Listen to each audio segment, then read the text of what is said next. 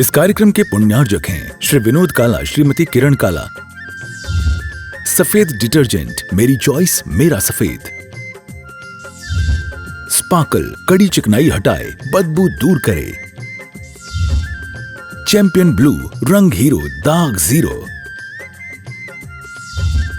Shantinath detergent private limited, Kolkata. सागर सुधी गुरु हैं हितैषी, शुद्धात्म में निरत नित्य हितोपदेशी। वे पाप जिस्म ऋतु में जल हैं सयाने, पूजो उन्हें सतत केवल ज्ञान पाने। वंदो उन्हें सतत केवल ज्ञान पाने। बोलिए मूलनाथ जगदार श्री शांतिनाथ भगवान की। आवाज तो तेज बोलो, जयकारे में थोड़ा दम लगाना होता है। परम उपकारी संत शिरोमणि आचार्य गुरुवर विद्यासागर जी महामुनि राज की। परम पूज्य मम शिक्षा गुरु मुनि श्री 108 प्रमाण सागर जी महाराज की। पूज्य मुनि श्री 108 निर्वेद सागर जी महाराज की।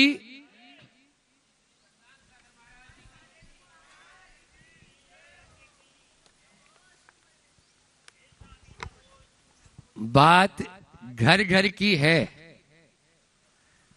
और घट घट की है।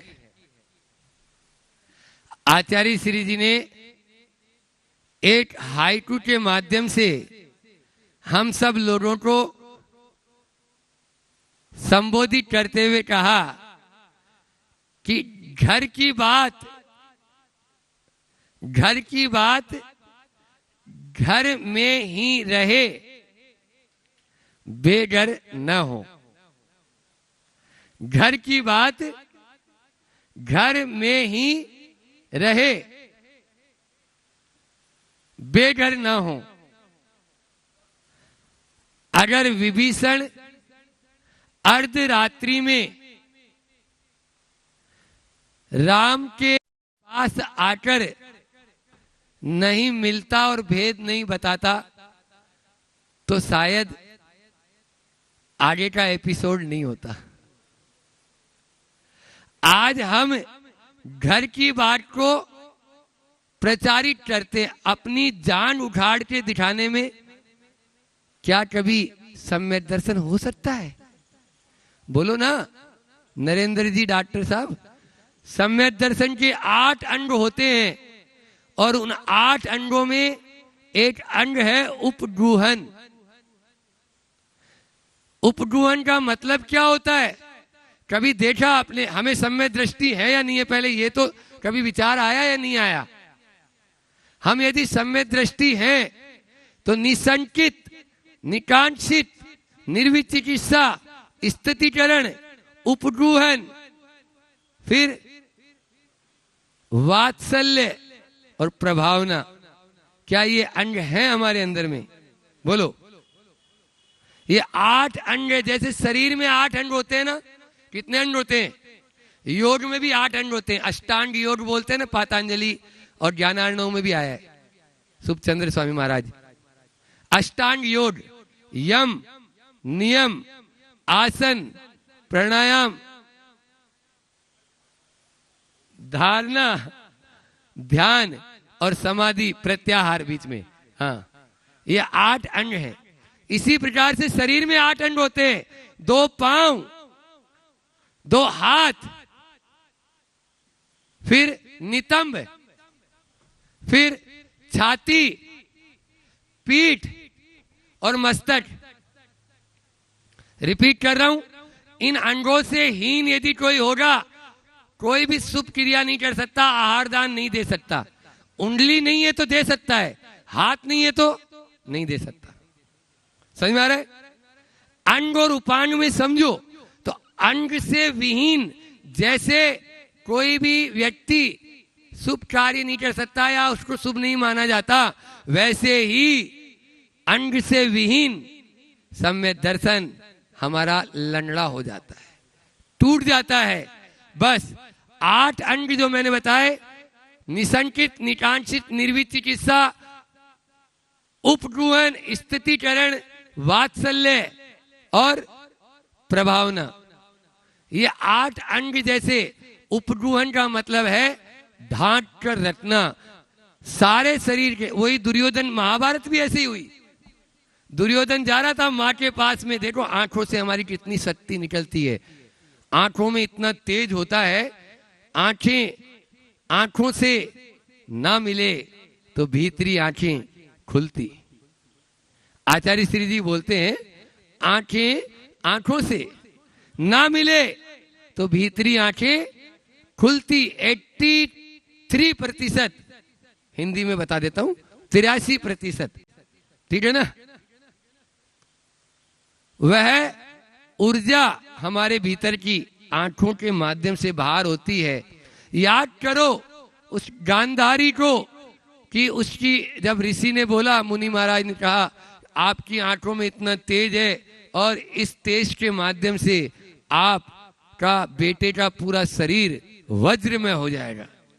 तब श्री कृष्ण नटवरलाल, वो थोड़ी ऐसे ही, श्री कृष्ण ने, हाँ, श्री कृष्ण ने कह दिया अरे माँ के सामने जा रहे हो, ऐसे मत जाओ, कम से कम नितंब को तो ढक लो। और बस उतना अंग ढक लिया और उस अंग के माध्यम से ही आगे का आपको सबको मालूम है। तो इसलिए आचार्य भगवान ने बहुत अच्छी बात कही कि घर की बात घर में ही रहे, बेघर ना हो। आज सास बहू में तकरार का कारण क्या, भाई भाई में खाई का कारण क्या, पिता पुत्र में गैप आने का कारण क्या। पहले भी तो पिता पुत्र होते थे, ऐसा तो नहीं अरे उनकी आयु उम्र अलग है, हमारी उम्र अलग है, उनके बाल सफेद हो गए, हमारे बाल काले, ऐसा कुछ नहीं, सब हुए। लेकिन कारण एक ही है कि हम, कल महाराज जी ने बोला था ना, परसों तनु जी के उसमें प्रश्न के जवाब में, कि हम क्या करते हैं, घर की बात बाहर कर देते हैं। बाहर वाला सुलझाता कम और सुलझाता ज्यादा है। क्या बोला? सुलझाता तो कम और सुलझाता ज्यादा है। उसको मिर्च मसाला लगाने में मजा आता है। आजकल तो बहुएं, हम तो देखते हैं ना, मतलब क्या, अब आप इस घर की बहू हैं और बेटी हैं, आपको यहाँ की बात वहां अपनी माँ से करना ही नहीं। अब आपकी माँ है, पिता है, यही है। हमें मालूम है जब हम गृहस्थ अवस्था में थे तो ऐसा ही कुछ केस हुआ, तो हमारे बड़े ताऊ जी वगैरह ने सबने बैठा के बहन को समझाया, बेटा डोली जा चुकी है और यहां से अब डोली गई है तो डोला तेरा उस घर से ही निकलेगा, इस घर से कुछ भी संबंध नहीं है तेरा। सीधी सीधी बोल दी। है कोई हिम्मत? हमने अपने कानों से सुना, इन्हीं कानों से, और देखा आंखों से। ये होता था पहले, और आज वह सबसे बड़ी बहू है और रानी कहलाती उसी घर की। लेकिन क्यों? क्योंकि थोड़ी सहन शक्ति तो करो। आप गए हैं तो सास आपको जो बोल रही है वो आपके हित के लिए बोल रही है। हो सकता है थोड़े दिन की बात है, टल जाएगा, लेकिन आज धैर्य किसी को नहीं है, इसलिए कमरे में लिख दिया मुझे धैर्य रखना है, मुझे धैर्य रखना है। एक ये कमांड ही देना शुरू कर दो। सब व्यक्ति गाफिल हो जाते हैं और निश्चित रूप से वह जैसे ही घर की बात बाहर जाती है तो फिर वही हालत होता है जैसे अभी मैंने बताया, और शब्दों के माध्यम से वह ऐसा बार हो जाता है कि फिर वह गोली से भी ज्यादा खतरनाक बोली हो जाती है। उस गोली से तो एक ही बार आदमी जाता है, इससे तो भव का सब सफाया हो जाता है। हम इन्हीं शब्दों के माध्यम से हाथी भी पा सकते हैं और इन्हीं शब्दों के माध्यम से हाथी का पांव भी पा सकते हैं। बात ही हाथी पाइए और बात ही हाथी पांव। शब्दों के माध्यम से ही बस सब कुछ खेल हो जाता है। रोज आए दिन आप देखते हैं। बस मैं तो यही चाहता हूं कि हमारे घर में वह सब कुछ 4D दे देता हूं अल्प समय में, और फिर महाराज जी को निवेदन करते हैं। नहीं, पहले महाराज जी को निवेदन करेंगे, महाराज जी को सुनेंगे, कल भी 3 नोट सुने, आज भी 3 नोट सुनेंगे, तो बढ़िया रहेगा। 4D पहला। हाँ बहुत बढ़िया, ताली तो बजाई, तो ऐसे पटर पटर बजा। अरे ताली वो नहीं बजाते जिनको कोई ड्रम होता है, ताली तो वो बजाते जिनके हाथों में, बोलो ना, हर क्षेत्र के अंदर आप कंजूसी कर देते हो, खाली वहां जाते हैं फास्ट फूड खाते हैं वहीं होता है। हाँ चलिए, तो महाराज जी रामायण चालू करें। तो 4D कौन कौन सा घर परिवार में यदि शांति रखना चाहते हैं? महाराज बोले, हम तो आपकी आवाज सुन के आ गए। आप करो ना थोड़ा, चलो 4D है, आपकी 4 बातें तो हो जान दो। 4 तो हो गया हमारा, तो घर की बात घर में रहे, बेढल ना हो। पूज्य महाराज श्री जी आ गए और अपन उनको ही सुनना पसंद करेंगे। पहले महाराज जी बोलिए संत श्रोमणी गुरुवर आचार्य भगवान विद्यासागर महाराज जी की, मुनि श्री प्रमाण सागर महाराज की, मुनि संघ की। डाइवर्सन कर दें, डाइल्यूट कर दें और डिलीट कर दें और डिफीट हो जाएं। अभी इसकी कोई व्याख्या नहीं, आप लोग बहुत होशियार हैं, हमसे ज्यादा ही जानते हैं, इसलिए इन 4D को याद रख लेना, तो घर परिवार में वही रहेगा और घर की बात घर में ही रहेगी, बेघर नहीं होगी। शांति और आनंद हमारे अंदर में आ जाएगा। उसी शांति और आनंद के लिए अपन गुरुवर के चरणों में निवेदन करें। उससे पहले हमारे सुनील भाई, सुनील पप्लस, हाँ 2 मिनट में जल्दी करो, बोलो। मांडलिक क्रियाएं, आज की मांडलिक क्रियाएं करा ले। हाँ आइए गुरुवर के पादमूल में चलते हैं। सभी लोगों से निवेदन, अपना यह विराजमान हूँ मैं आदरणीय PK जैन साहब, जो रक्षा बिल्डर्स में रहते हैं, लॉर्ड्स में, हाँ लॉर्ड्स कॉलोनी में रहते हैं। मैं निवेदन करूंगा श्रीफल समर्पित करके आशीर्वाद प्राप्त करें। हाँ, और पाद प्रक्षालन, श्रीफल भी ले लो।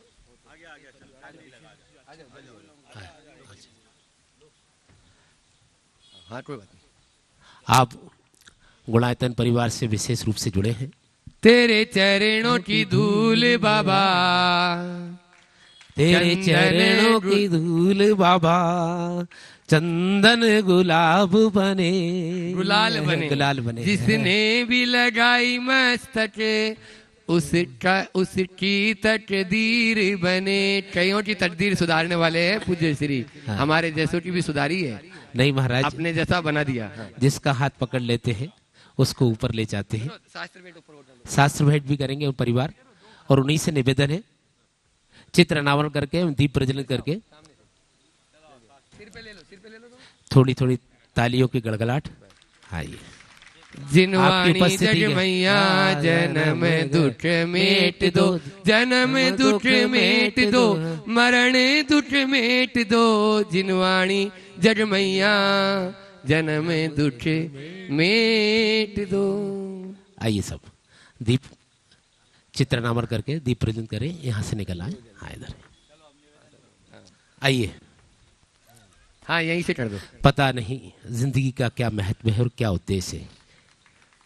महाराज ने प्रथम प्रवचन में कहा था कि पता नहीं, जिंदगी से बड़ी कोई सजा नहीं, जिंदगी से बड़ी कोई सजा नहीं, और जुर्म क्या है पता नहीं। अब इतने हिस्सों में बट गए हैं कि अपने लिए कुछ बचा नहीं। इन्हीं भावनाओं के साथ गुरुवर के पादमूल में चलते हैं। सभी लोगों से निवेदन, अपने दोनों हाथों को श्रीफल का आकार दें और गुरुवर के पादमूल चलते। हे स्वामी नमोस्तु, हे स्वामी नमोस्तु, हे स्वामी नमोस्तु। परम पूज मुनि श्री प्रमाण सागर महाराज जी के चरणों में त्रिवार नमोस्तु के साथ करबद्ध प्रार्थना अपनी मंगलमयी वाणी से हम सबको लाभान्वित करें। नमोस्तु। ओम। सभी लोग अपने दोनों हाथ जोड़ ले और मेरे साथ महामंत्र के स्मरण के लिए अपना मनस तैयार करें।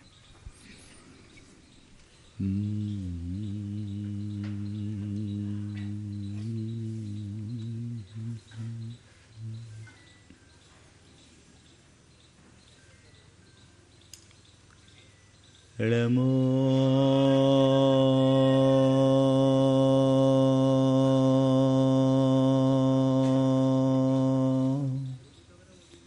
अरिहंताय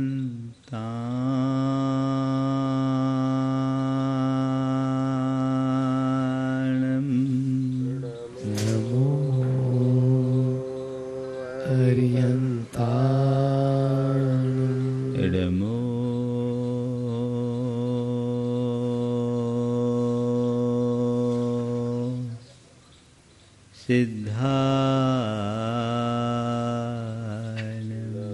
नमो सिद्धाय नमो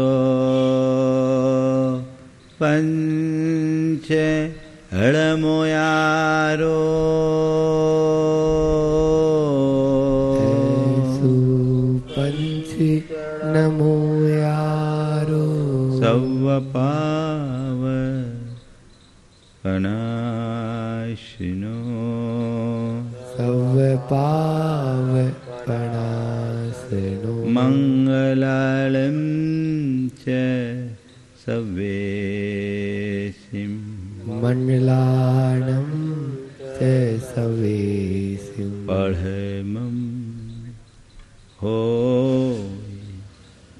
मंगलम पढ़मं होय मंगलम। जय बोलो देवादिदेव 1008 श्री भगवान महावीर स्वामी की, अहिंसा परमो धर्म की, परम पूज्य आचार्य गुरुवर श्री विद्यासागर जी महाराज की, परम पूज्य मुनि श्री 108 प्रमाण सागर जी महाराज की, पूज्य मुनि श्री 108 निर्वेद सागर जी महाराज की।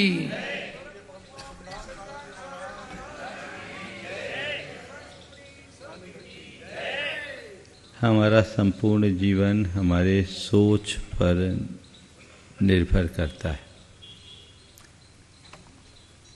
जीवन का चक्र सोच से ही नियंत्रित और संचालित होता है। अच्छा बुरा जीवन हमारी सोच पर निर्भर करता है। दुनिया में जितने भी लोगों ने अपने जीवन का उत्थान किया वह भी अपने सोच से, और जिनका पतन हुआ वह भी अपनी सोच से। संत कहते हैं यदि अपने जीवन की स्थायी उन्नति चाहते हो तो सही सोच के धनी बनो, और सही सोच आध्यात्मिकता के बाद ही प्रकट होती है। जब तक हम आध्यात्मिक सोच के धनी नहीं बनते तब तक हम अपने जीवन का उत्कर्ष नहीं कर सकते। चीज़ें हमारे सामने हैं, अब ये हम पर निर्भर करता है कि हम उसे किस दृष्टि से देखते हैं। एक जगह एक उद्यान में एक युवती का मृत शरीर पड़ा था।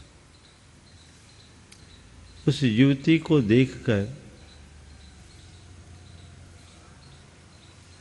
एक प्रेमी बड़ा व्याकुल हो रहा था। वो सोच रहा था काश इसका मेरा साथ होता तो मैं अपने सुख से जीवन जीता। एक वेश्या की नज़र पड़ी और वो कह रही थी, हाय इतना अच्छा जिस्म भरी जवानी में चले गई, काश मुझे मिल जाती तो मैं इससे लाखों करोड़ों कमा लेती। एक कवि की नज़र उस पर पड़ी और वह उसके अंग विन्यास की को देखकर अपनी कल्पना का रंग भरना शुरू कर दिया कि कितनी अच्छी आंखें, कितनी सुंदर नाक, और वो उसके रूप विन्यास की चर्चा में लग गया। वहीं एक संत की दृष्टि पड़ी, उनके मुख से निकला, हाय ये दुर्लभ मनुष्य जीवन, इसका यूं ही व्यर्थ हो गया। काश ये संयम की राह पकड़ती तो अपनी आत्मा का उत्थान कर लेती। घटना एक है, प्रतिक्रिया 4 अलग अलग। पहला, जो केवल भौतिक सुख की बात सोच रहा था, जो उसके संसर्ग से केवल अपनी वासना की पूर्ति करना चाहता था, जो एक स्त्री को केवल एक भोग की सामग्री के रूप में देख रहा था। दूसरी जो वेश्या थी, उसकी दृष्टि केवल पैसे पर थी, वह व्यावसायिक हिसाब से अपना कैलकुलेशन कर रही थी। और तीसरा जो कवि था, वो उसके रूप विन्यास की व्यवहारिक व्याख्या कर रहा था। लेकिन जो संत थे, उनकी दृष्टि आत्मा पर केंद्रित थी, वे आध्यात्मिक सोच के धनी थे। विगत दिनों मैंने आपसे इन्हीं 4 प्रकार की सोच की बात की। संत कहते हैं अपने सोच में आध्यात्मिकता आनी चाहिए, और अपने अंदर उतर करके देखें कि मेरी सोच का स्तर क्या है, अध्यात्म का स्पर्श मैं कर पाया कि नहीं कर पाया। अगर अपने जीवन को स्थायी रूप से सुखी बनाना चाहते हो तो उसका एक ही आधार है, वह है आध्यात्मिक चेतना का विकास। हम लोग सम्यक दर्शन की बात करते हैं। सम्यक दर्शन है क्या? भेद विज्ञान का नाम सम्यक दर्शन है। ये भेद विज्ञान क्या है?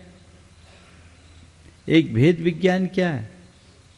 शरीर और आत्मा के भेद को जानना, शरीर और आत्मा के अंतर को जानना, शरीर और आत्मा के रहस्य को पहचानना, इसका नाम भेद विज्ञान। अगर हमने ये प्राप्त कर लिया तो ये मान करके चलना, हमारा जीवन शरीर के तल से ऊपर उठकर आत्मा के स्तर पर आ जाएगा। और संत कहते जब तक देह के धरातल से ऊपर नहीं उठोगे, आध्यात्मिकता का विकास नहीं होगा। और जब तक आध्यात्मिकता का विकास नहीं होगा तो जीवन का कल्याण नहीं हो सकता। अपने जीवन का वास्तविक कल्याण करना चाहते हो तो आध्यात्मिक चेतना का विकास कीजिए, आध्यात्मिकता के साथ जुड़िए, जानिए मैं कौन हूँ। आज की 4 बातें आप सबसे करना चाहूँगा। अपने सोच में आध्यात्मिकता को प्रतिष्ठापित करने के लिए रोज अपने मन में 4 सवाल खड़ा कीजिए। मैं कौन हूँ? मेरा क्या है? मैं क्या कर रहा हूँ और मुझे क्या करना चाहिए? कभी मन में ऐसा सवाल आता है, मैं कौन हूं? अगर आपसे पूछा जाए तो आप क्या जवाब दोगे? फट से आपके जबान पर आपका नाम आ जाएगा, यही आएगा ना? थोड़ा और छोड़ो, कोई पूछे तो उसकी बात बाद में। हम अपने आप को किस रूप देखते हैं, ये देखने की कभी कोशिश की? आंखें बंद कीजिए थोड़ी देर के लिए। सब लोग आंखें बंद कीजिए और थोड़े पल के लिए सोचिए, मैं कौन हूं? क्या उत्तर आ रहा है? अपना नाम आएगा, अपने द्वारा जो कल्पित छवि हमने गढ़ रखी वो आएगा। मैं कौन हूँ? मेरा अमुक नाम है, समाज में मेरी बड़ी पहचान है, मैं बड़ा रेपुटेड पर्सन हूँ, मैं अच्छा व्यापारी हूँ, मैं एक अच्छा डॉक्टर हूँ, मैं अच्छा अधिकारी हूँ, मैं इंजीनियर हूँ, मैं ये हूँ, मैं वो हूँ। कुछ ऐसा ही आ रहा है? किसी के मन में आया कि मैं एक शुद्ध आत्मा हूँ? अगर एकांत के मन में आया हो तो हाथ उठाना, बड़ी अच्छी बात है। इसका मतलब तो भोपाल का तो रंग ही बदल गया है। ये अप्रत्याशित, ये मतलब लग रहा है कि डायरेक्शन ठीक होता जा रहा है, लेकिन ये भी थोड़े पल के लिए फिर बदल जाएगा। मैं कौन हूं, हमने प्राय अपने इस काल्पनिक रूप को ही अपना रूप मान रखा है। जो छवि हमने अपनी गढ़ रखी है उसे ही हमने अपना मान रखा है, और पूरे जीवन उसी को मेंटेन करने में लगे रहते हैं। मैं कौन हूं, मैं एक चेतन आत्मा हूं, ये हमने सुन लिया, पढ़ लिया है, एक धारणा बना रखी है, लेकिन अंदर की मान्यता कुछ और है। अगर हर पल ये प्रतीति में रहे कि मैं शुद्ध आत्मा हूं, तो तुम्हारा अभिमान और तुम्हारी आसक्ति पल में दूर हो जाए।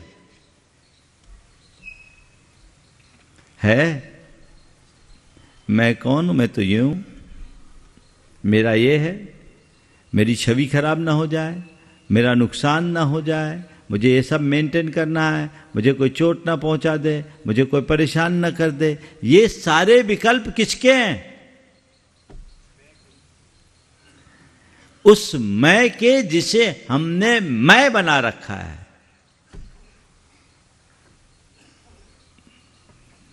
हमने नाम और रूप से अपने आप को जोड़ रखा है। मैं अमुक हूं, है ना? मैं अपनी से ही बात शुरू कर देता हूं ताकि आप लोगों को बुरा न लगे। मैं कौन हूं? अरे मैं एक बड़ा प्रसिद्ध मुनि हूं।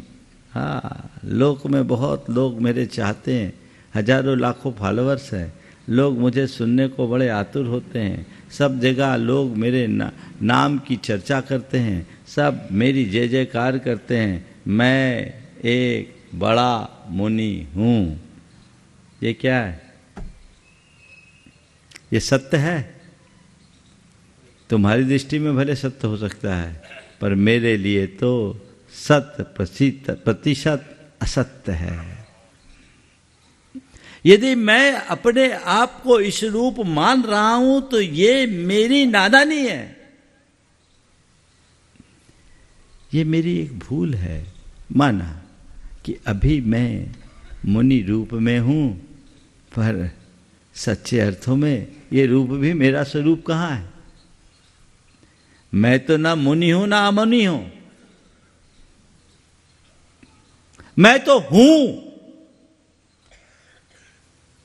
बस जो हूं सो हूं, ये ऊपर का चोला। आज मुनि हूं, उसके पहले क्या था और कुछ दिन बाद क्या होगा? बोलो। अभी मुनि हूं, अनादि से मुनि तो नहीं रहा, अनंत काल तक तो मुनि नहीं रहूंगा। ये सत्य है कि नहीं? है ना? तो मैंने मान लिया मैं मुनि हूं, तो ये तो एक थोड़े पल का चोला है, और मैंने अगर इसी चोले को ही अपना स्वरूप मान लिया तो मेरी ये भूल है। और जब तक मैं ऐसी मान्यता या धारणा रखूंगा, सच्ची आध्यात्मिकता को प्रकट नहीं कर पाऊंगा। और जब तक ऐसी आध्यात्मिकता मेरे साथ नहीं जुड़ेगी, मैं सच्चे अर्थों में सुखी भी नहीं हो पाऊंगा। अगर अपने आप को स्थायी रूप से सुखी बनाए रखना चाहते हो तो जानो आखिर मैं हूं कौन। आचार्य कुंद कहते हैं, नबी हो दिया पमतो नपमतो जान गोद जो भावो, एवं भनंति शुद्धम नादा जो सो चेव। न मैं अप्रमत्त हूं न प्रमत्त, न अमुनि हूं न मुनि, जो हूं सो हूं। सब विशेषणों से परे मैं हूं। चलो थोड़ी देर के लिए अपने साथ कोई विशेष मैं क्या हूं, कुछ तो बोलना पड़ेगा ना। क्या हूं? जो भी विशेषण लगाओगे वो सब आरोपित दिखेंगे। मैं मुनि हूँ, अमुनि हूँ, ज्ञानी हूँ, अज्ञानी हूँ, सेठ हूँ, सामान्य हूँ, राजा हूँ, रंक हूँ, बड़ा हूँ, छोटा हूँ, रूपवान हूँ, कुरूपवान हूँ, पंडित हूँ, मूर्ख हूँ, स्त्री हूँ, पुरुष हूँ, बाल हूँ, वृद्ध हूँ, ये क्या है? ये सारे विशेषण ऊपर से आरोपित है, स्थायी नहीं, टिकाऊ नहीं, ये पल पल बदलने वाले हैं। लेकिन हमारी सबसे बड़ी विडंबना ये है कि हम उससे ही पकड़ करके बैठे हैं, जो हमारे जीवन की सबसे बड़ी भूल है। जो मैं नहीं हूं उसे मैंने मैं बना रखा है, मान रखा है।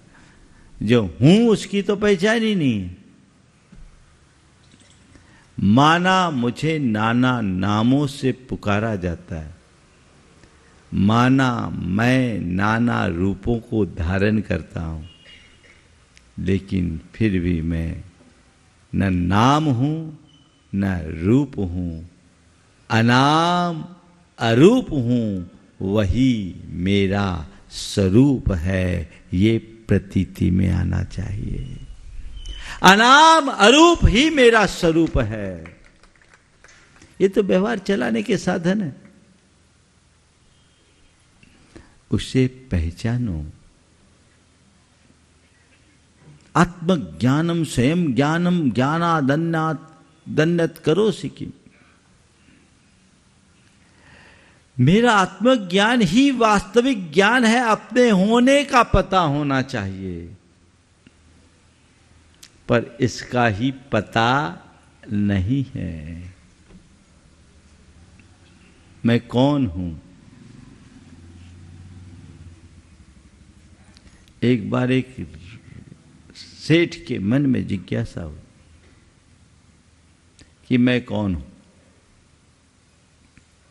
पहुंच गया, एक संत आए हुए थे, पहुंचे हुए। बोला चल जाके पूछता हूं मैं कौन हूं।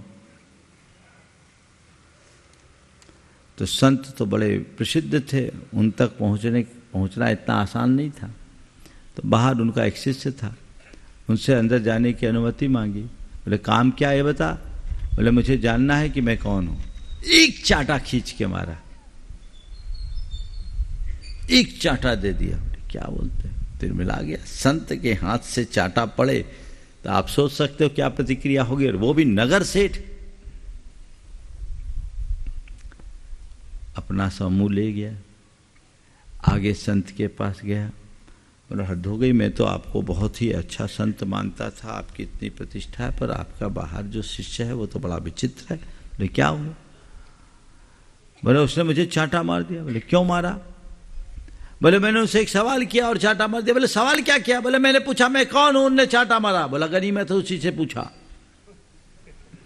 गनीमत है, उसी से पूछा। अगर ये सवाल मुझसे पूछता तो मैं तुझे डंडा मारता। बोले हद हो गई गुरुदेव, क्या बात हो गई, ये डंडा क्यों मारते, इसमें क्या अपराध है? बोले जो सवाल खुद से पूछना चाहिए वो मुझसे पूछने आया है, तो तू चाटाई तो खाएगा और क्या खाएगा। जो सवाल खुद से पूछना चाहिए वो तू मुझसे पूछने आया है, तो आखिर तेरा हाल क्या होगा। काश हम ये सवाल अपने मन से पूछें और मन में ही उत्तर दें। उत्तर खोजें, मन में ही उत्तर प्रकट होगा। ये जो कुछ भी है वह मैं नहीं हूं, ये सब एक संयोग है। इन सब से जो परे है वह मैं हूं।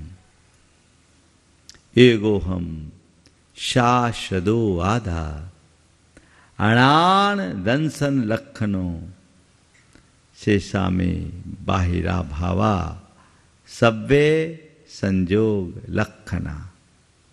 मैं एक बात शाश्वत आत्मा हूं, ज्ञान दर्शन लक्षण मेरा स्वभाव है। उससे भिन्न जितने भी पदार्थ हैं वे सब संयोग है, न मैं हूं और न ही वे मेरे हैं। अहमिको खलु शुद्धो दंसन नान मय्यो सदा रूवी न व्याथि मज्ज किंचिवी अन्नम परमाणु मित्थम पे। मैं एक शुद्ध ज्ञान दर्शनमय रूपी आत्मा हूं, उसके अतिरिक्त एक परमाणु भी मेरा नहीं है। ये गाढ़ श्रद्धा अंदर बैठना चाहिए। संयोग से मेरे पास है, मैं उसका कस्टोडियन बना हूं, मालिक नहीं हूं। न मैं तद्रूप हूं, न वो चीजें मेरी है। लेकिन हम लोग क्या करते हैं, अपनी धारणा और मान्यता ऐसी बना रखी है, मैं ये हूं, मैं वो हूं, और ये वो के चक्कर में पूरी जिंदगी ये वो करते रहते हैं। और क्या करते हैं? हाँ,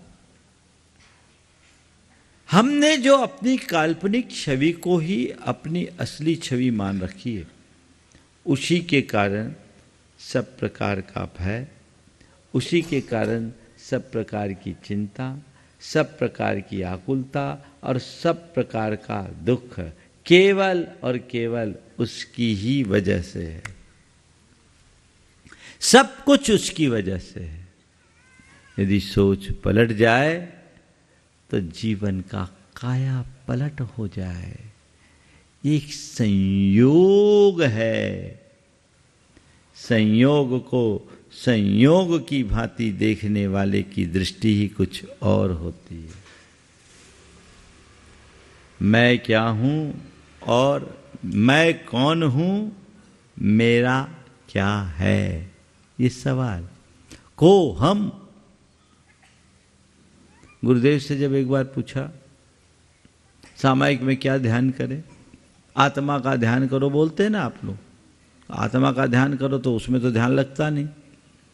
गुरुदेव से मैंने पूछा, जब मैं ब्रह्मचारी था तो गुरुदेव थे, उनकी बातें तो बहुत गूढ़ और रहस्य भरी होती थी और सूत्रात्मक शब्दों में बात करते थे। उन्होंने कहा कुछ मत करो, जो दिख रहा वो मैं नहीं, जो देख रहा वो मैं हूं। क्या? जो दिख रहा है वह मैं नहीं, जो देख रहा है वो मैं हूं। यानी दिखने वाला मैं नहीं, देखने वाला मैं हूं। एक छोटे से वाक्य में सारे शास्त्रों का सार प्रकट कर दिया। अब इस सूत्र को आत्मसात करो। हमने इसका खूब अभ्यास किया और मेरे जीवन में जो थोड़ा बहुत आध्यात्मिक भाव विकसित हुआ उसका बीज यही है। जो दिख रहा वो मैं नहीं हूं, जो देख रहा है वो मैं हूं। देखने वाला कौन है? गुरुदेव की पंक्तियां हैं मूक माटी की, बाहर यह जो कुछ भी दिख रहा है वो मैं नहीं और वह मेरा भी नहीं। बाहर यह जो कुछ भी दिख रहा है वह मैं नहीं और मेरा भी नहीं। ये आंखें मुझे देख नहीं सकती, ये आंखें मुझे देख नहीं सकती। मुझ में देखने की शक्ति है। सभी का मैं दृष्टा हूं, सभी का मैं दृष्टा हूं, उसी का मैं सृष्टा हूं। बाहर यह जो कुछ भी दिख रहा है सो मैं नहीं और मेरा भी नहीं। ये भावना जगाओ, सारे विकल्प खत्म हो जाएंगे। आध्यात्मिक सोच के कारण व्यक्ति के जीवन व्यवहार में कितनी सहजता आती है। दो उदाहरण आपको मैं देना चाहूंगा। आप जिस संसार में जीते हैं अनेक प्रकार के आघात आते हैं, झंझावात आते हैं, उतार चढ़ाव आते हैं। एक सामान्य व्यक्ति छोटे छोटे आघातों में टूट जाता है और एक आध्यात्मिक व्यक्ति बड़ी बड़ी विपदा को भी बहुत सहजता से पार कर लेता। मेरे संपर्क में एक व्यक्ति, बड़े तत्वज्ञ, गुरु भक्त, स्वाध्यायी, धार्मिकता के साथ जीवन जीने वाले, उसके भाई ने उसके साथ एक बड़ा धोखा किया। धोखा क्या किया? भाई जिसके नाम पर वो अपने जान छिड़कता था, अंधा विश्वास करता था। अक्सर ऐसा आजकल तो ज्यादा होने लगा। भाई की नीयत खराब हो गई, वो अपने बच्चों की मोह में फंस गया और सारी संपत्ति हड़प ली।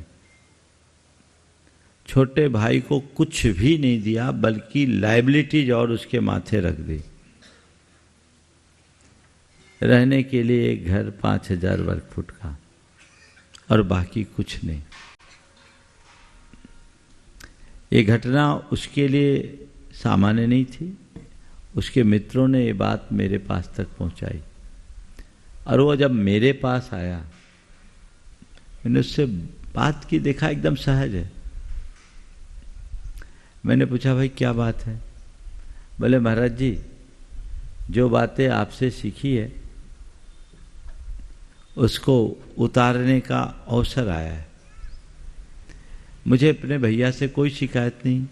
महाराज, आप तो रोज ये बोलते एक परमाणु भी मेरा नहीं है, तो मेरा गया क्या? जो जाएगा वो मेरा नहीं, और जो मेरा है वो जाएगा नहीं। चला गया महाराज। संयोग बनते बदलते हैं।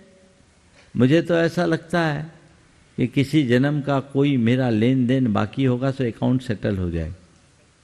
महाराज, आप तो आशीर्वाद दें, और मैं भैया का इस अर्थ में आभार मानता हूँ कि सब कुछ गया, कम से कम एक मकान तो दिया। अगर वो मकान भी चला गया होता तो मुझे रोड पे रहना पड़ता। मैं आभारी हूँ भैया का। कुछ लोगों ने उन्हें सलाह दी कि तुम भैया पर केस कर दो। उसने कहा, जिस भाई को मैंने पिता की तरफ पूजा, चंद रुपयों के पीछे उस पर केस करने से अच्छा तो मैं मर जाना पसंद करूँगा। उसने बोला, कुछ नहीं करूँगा। और उसने कुछ भी नहीं किया। भाई से कोई शिकायत नहीं। ठीक है, लायबिलिटी है, फिर से नई गिनती शुरू करूँगा। आप लोगों की कृपा से अभी इतनी बुद्धि है और इतनी गुडविल है कि मैं कोई भी पारी की शुरुआत कर सकता हूँ और फिर खड़ा कर लूँगा। वो आदमी बड़ा रेपुटेड था, उसकी गुडविल बहुत अच्छी थी। इस विपत्ति की घड़ी में उसके मित्र आ गया है। उसकी सोच से कुछ लोग प्रभावित हुए, और एक व्यक्ति जिसकी लेनदारी थी, उसने कहा, तुम हमारी चिंता मत करो, तुम रुपया और लो, तुम जैसे आदमी का पैसा कभी डूब नहीं सकता। तुम्हें जो देना है सबसे आखिरी में मुझे देना और अपना बिजनेस करो। उस आदमी को उसने उस स्थिति में रुपये दिए, फिगर मैं नहीं बोल रहा, अच्छा रुपया दिया, और काम शुरू करो। उस आदमी ने काम शुरू किया और आज बहुत सुदृढ़ स्थिति में स्थिर है। सबका पैसा भी चुका दिया और आराम से दान धर्म के साथ ठाट बाट पूर्ण जीवन जी रहा है। ये किसका मजा है? हाँ, आध्यात्मिक सोच का। दूसरा होता तो या तो भाई से लड़ पड़ता, कोर्ट कचहरी करता, और इसमें सक्षम नहीं होता तो डिप्रेशन का शिकार बना होता।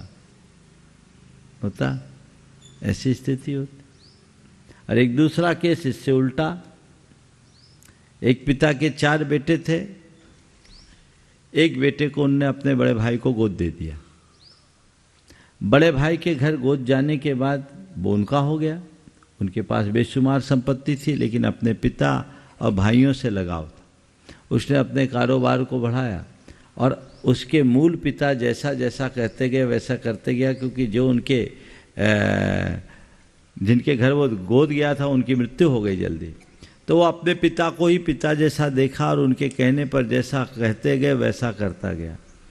लेकिन उसे इस बात का आभास नहीं रहा। पिता अपने 3 बेटों के मोह में फंसे रहे और सारी संपत्ति अपने बेटों के नाम करवा दी। धीरे धीरे जब इसको पता लगा, इसे बहुत बड़ा आघात पहुंचा, डिप्रेशन में चला गया।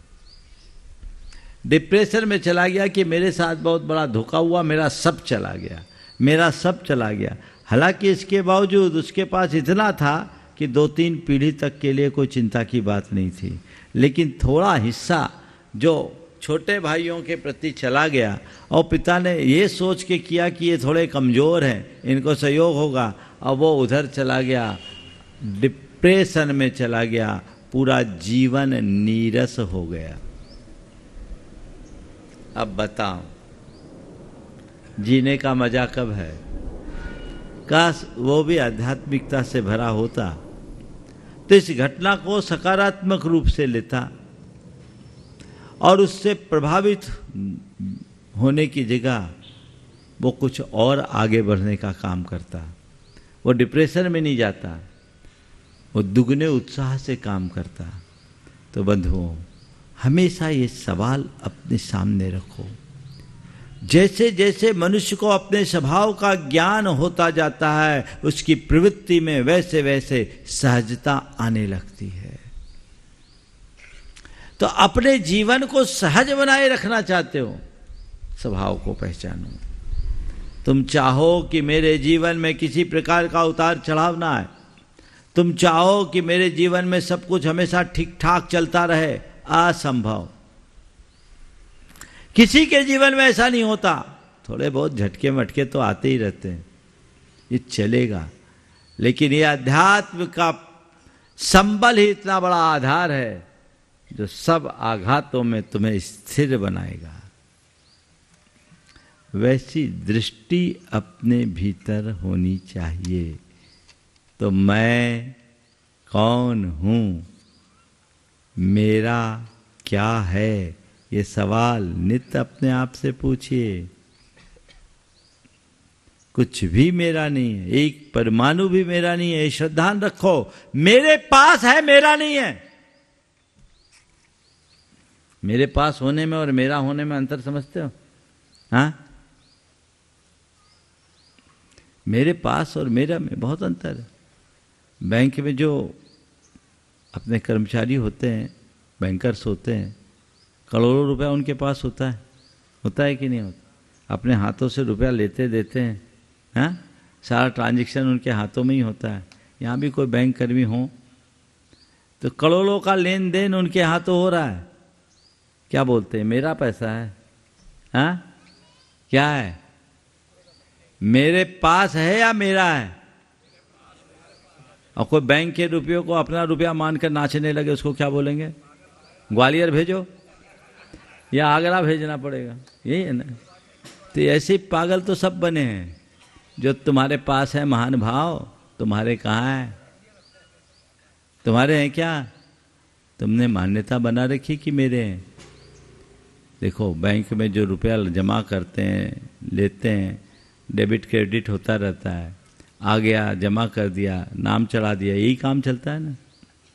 सामने वाले की इच्छा के ऊपर होता है।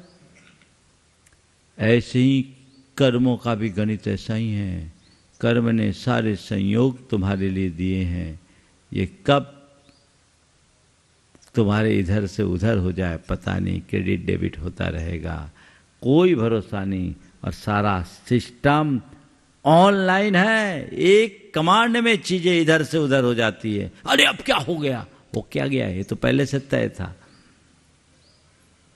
तो मेरे पास है, मेरी नहीं है, ये दृष्टि अपने अंतर मन में जगा कर रखो।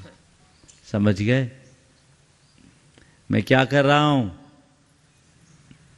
गोरख धंधा। और क्या कर रहे हो? बोलो, क्या कर रहे हो? किसी से पूछो, जो भी बताएगा वो क्या कहेगा? पढ़ रहा हूँ, जॉब कर रहा हूँ, डॉक्टरी कर रहा हूँ, व्यापार कर रहा हूँ, धंधा कर रहा हूँ, ये कर रहा हूँ, वो कर रहा हूँ, ये कर रहा हूँ ना। ये सब क्या है? ये क्या है? गोरख धंधा। अनादि से ही करते आए हो। करना क्या चाहिए? आत्म कल्याण। क्या करना चाहिए? आत्म कल्याण। उसकी तरफ दृष्टि है। महाराज आत्म कल्याण करेंगे, कब? बोले मरने के बाद। आत्म कल्याण भी करेंगे, लेकिन कब करेंगे? मरने के बाद। बंधुओं, कभी नहीं हो पाएगा। इसलिए अपने जीवन के इस मर्म को पहचाने। ये 4 सवाल जो हमारी सोच को आध्यात्मिकता से जोड़ती है, जिसके कारण हमारी सोच आध्यात्मिक बन सकती है, ये चारों सवाल नित्य अपने मन से पूछें। मैं कौन हूँ, मेरा क्या है, मैं क्या कर रहा हूँ और मुझे क्या करना चाहिए। बड़ा सरल समाधान मिलेगा और इस समाधान से जीवन में सहजता और सरलता आएगी। समय आप सबका हो गया, यहीं पर विराम। बोलिए परम पूज्य आचार्य गुरुवर श्री विद्यासागर जी। इस कार्यक्रम के पुण्यार्जक हैं श्री विनोद काला, श्रीमती किरण काला। सफेद डिटर्जेंट, मेरी चॉइस मेरा सफेद। स्पार्कल, कड़ी चिकनाई हटाए, बदबू दूर करे। चैंपियन ब्लू, रंग हीरो, दाग zero. Shantinath detergent private limited, Kolkata.